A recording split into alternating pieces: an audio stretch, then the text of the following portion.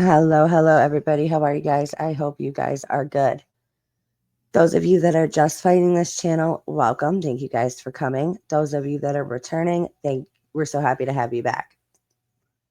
Please do me a favor, go ahead and hit that like button on your way in and make sure you are subscribed so you don't miss out on any further videos. All right, so a few things to talk about today.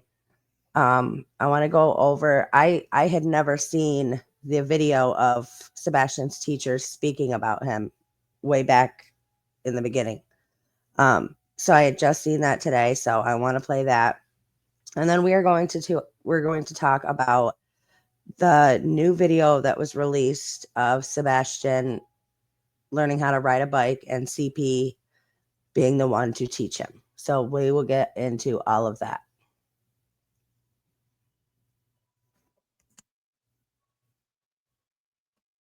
He always was smiling. That infectious smile. Oh, Sebastian, a ray of sunshine. You've seen his face on billboards, all over social media, and alongside this week's news headlines. He's just a fun-loving kid.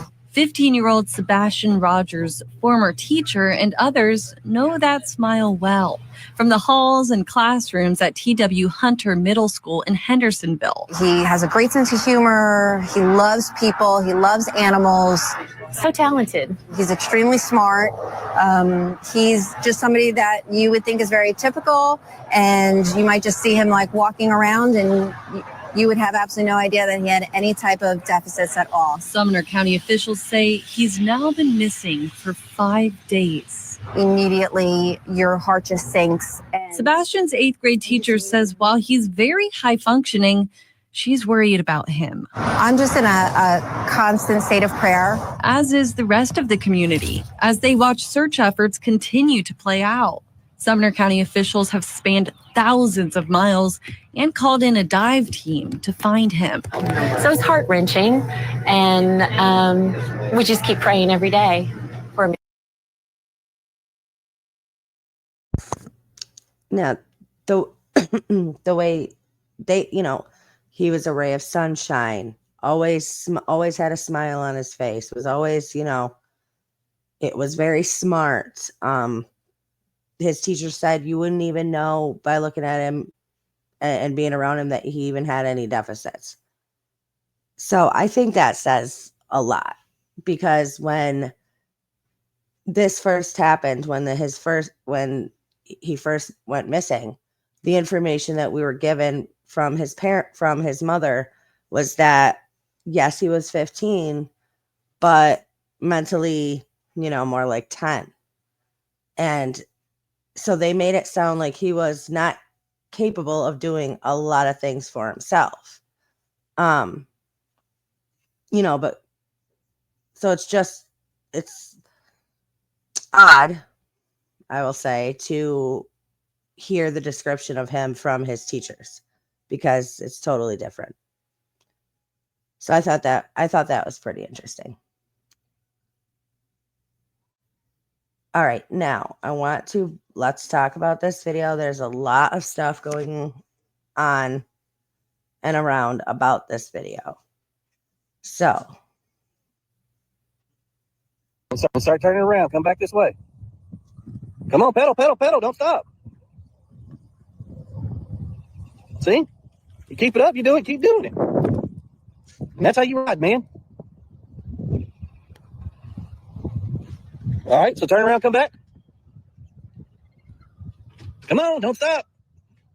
Keep pedaling. There you go. Come on, you got it.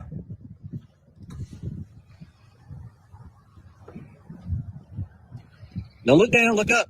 Pick them up first. There you go. Start turning around. Come back this way. okay, now a lot of people have been questioning this video. Now, when I first saw it, I was actually surprised, because Chris was treating Sebastian, with respect. He was being encouraging. He was trying to teach him how to ride his bike. Like, it was the first time all we got to hear was the way Chris was with Sebastian, which he just came right out and flat out said how he was. All of the things that people know about him, that the reason that they think he was abusive was because of things that he himself has said. So we never got to see interaction on video between Chris and Sebastian. So first thing is, I was like, wow, it's nice to actually see him be encouraging and be treating Sebastian with respect, treating him like a respectful human being would. And then, but my immediate second thought was, why now? Why release this video now? Like, they've been being attacked for years. I'm sorry, not for years, for months. They've been being attacked for months. With from the public, with just them thinking, that they know what happened to Sebastian, or that they did something with Sebastian. And especially with all the people going after Chris the way that they have, it makes you wonder why they wouldn't have released this video like a long time ago. You know what I mean? To say, no, it wasn't always like that. Yes, there were times I had to discipline him, but there was good times too. And like, here's just an example of that, right? So I just thought, well, why now? And this was clearly years back. This was clearly years ago. And so the next thing that I thought was, well, why they have to go back so far? Like, was this just like the only time they had Chris on video being nice to Sebastian? You know what I'm saying? Like, of course, these are the things that I thought when I first saw it. However, now I saw a bunch of things on X that a lot of people are saying that this video was faked, this video was manipulated, blah, blah, blah, which I was like, okay, for my very first thought, not going to lie, my very first thought was, why are people trying to ruin this, video, right? Like, why are people trying to attack this video? Because I told you what I first thought when I saw it, right? I thought, well, this is nice to see. And then my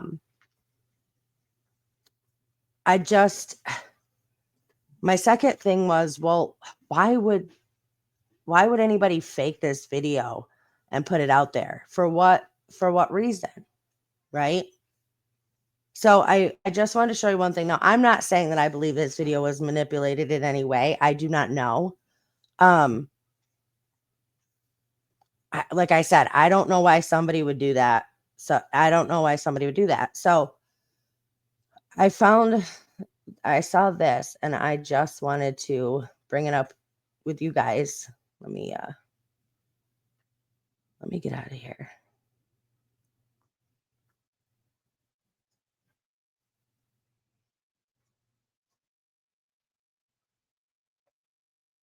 Okay. Now, this person posted this. People are running back saying I'm calling it fake. I'm not. I'm calling it manipulated. The video is coming back from 6 separate AI content scanners as 49 to 55% manipulated. And then they go on to say, I am not an AI content scanner, so my opinion doesn't matter. So Grok 3, this is what it said. Based on the detailed analysis in this post, the consistent findings from multiple AI detection tools, 49 to 55% AI manipulation, and the visual and audio inconsistencies noted, e.g., poor head rendering, motion blur, potential voiceover, and editing artifacts, it is highly likely that the video is not entirely real.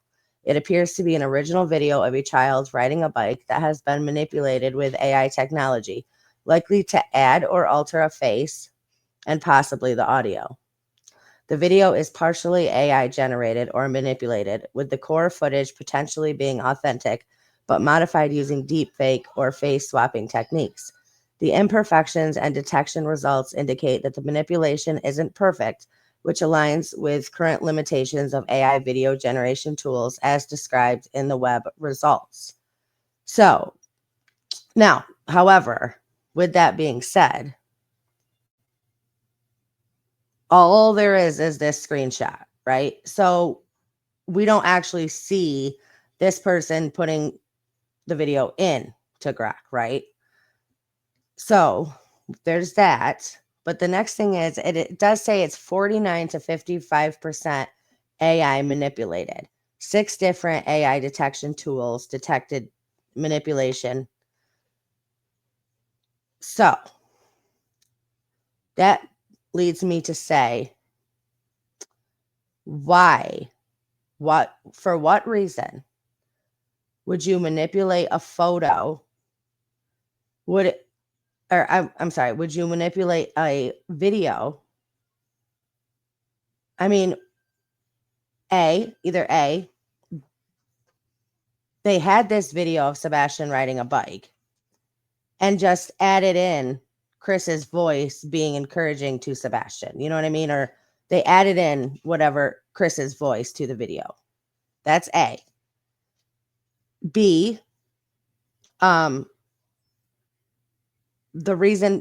only reason I could think of would be because they are taking so much flack from the public, that they were like, well, we have to show them something with Chris being respectful to Sebastian. We have to put out something that goes against everything else that they have been saying, right? With Chris being abusive and not liking Sebastian and so on and so forth. Like, those are the only possible things that I could take from that. But again, it's not saying 100% manipulated. 49 to 55% AI manipulation. So listen, take that for what you will. I mean, no AI is perfect either. So I don't know. I just wanted to, let people know that this is, which is crazy, because like I said, my first thought was, why is somebody going to go and try to, like, attack this video, or, you know what I'm saying? But if it is faked and manipulated and edited to deceive the public in any way, then that absolutely should be called out. And that absolutely, there's absolutely a reason behind it, because you wouldn't do it for no reason. Okay. Now,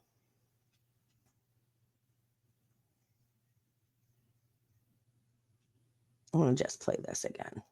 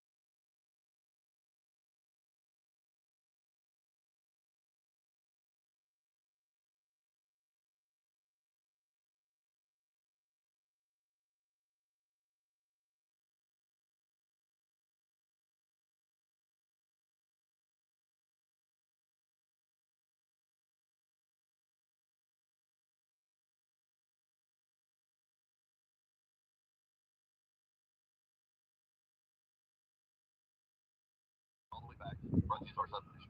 Okay. If you go down Kelton, all the way back, run to our subdivision. Okay. If you go down Kelton, all the way down to Stafford, and walk down towards Stafford toward our house, from our house. If you're looking at my house, I'll tell you where the dog scent went. They started on the front porch. Okay.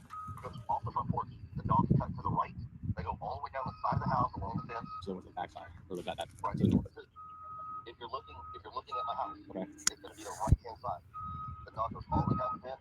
The dog goes all the way back up into the yard, and then it cuts diagonally to the house next door through their back yard. And that's the direction which the dogs take off. Now after that, that's where they get over to the main road, go up Ellen, then head over to the other subdivision. Okay. No, dogs. I mean, how many? Yeah, a lot of dogs. But day one, there was 5 dogs. There was a Belgian Malinois, a blue heeler, 2 bloodhounds, and a blue tick.